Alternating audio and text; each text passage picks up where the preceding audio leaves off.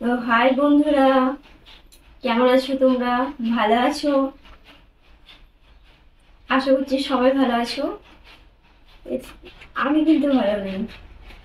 আমি ভালো নেই, তার কারণ হচ্ছে এই যে দেখো, আমার ছেলেটা খুবই শরীর খারাপ, প্রচুর ঠান্ডা লেগে গেছে, আবার কাশি হচ্ছে, এত কাশি হচ্ছে।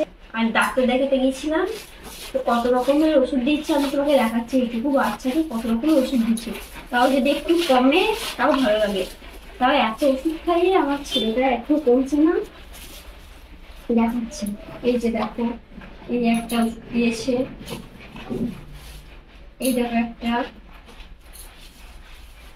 এই দেখো একটা, মানে বড় মানুষের সমান ওষুধ দিয়েছি। এই যে একটা,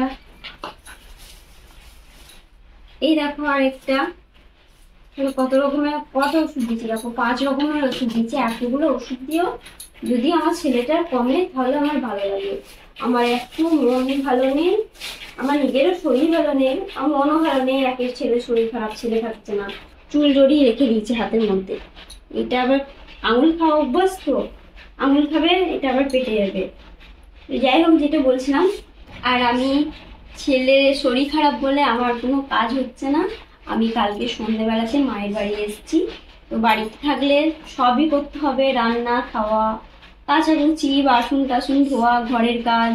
আর একটা ছেলে আছে সেটাও জানো, তো তাকে স্কুল পাঠানো, সব রকমই করতে হচ্ছে। আর এই শীতকাল এসে গেছে না, আর এই কার্তিক মাসের ঠান্ডাটা খুব খারাপ।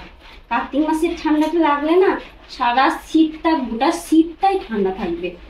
তো তার জন্য আমি কয়েকদিনের জন্য এসছি মায়ের ঘরে, যাতে আমাকে জলটা কম ঘাটতে হয়।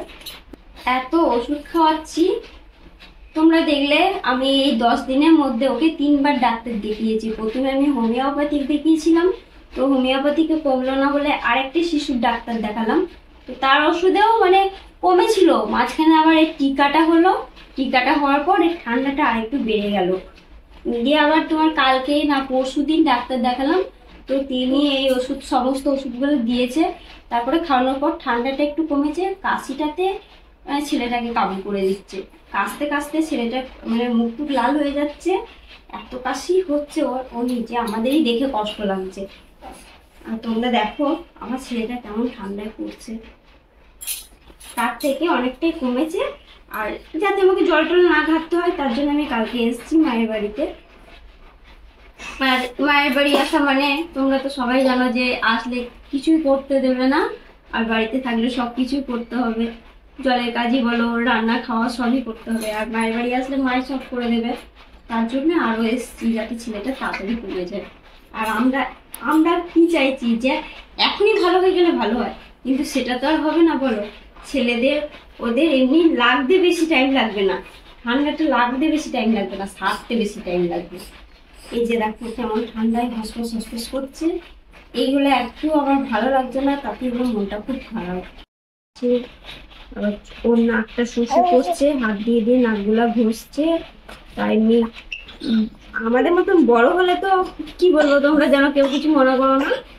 এই যে নাকটাকে পরিষ্কার করা না হয়, কিন্তু ওর তো নাকটা পরিষ্কার করা হচ্ছে না। ও নিজেই নাক ঘষে ঘষে নাকটা লাল করে ফেলছে। যখন নাক দিয়ে বেরোচ্ছে তখন নাকটা তো শুষ লাগছে, তারপরে তার মধ্যে ও আবার ঘষে আবার নাকটা আরো লাল করে দিচ্ছে।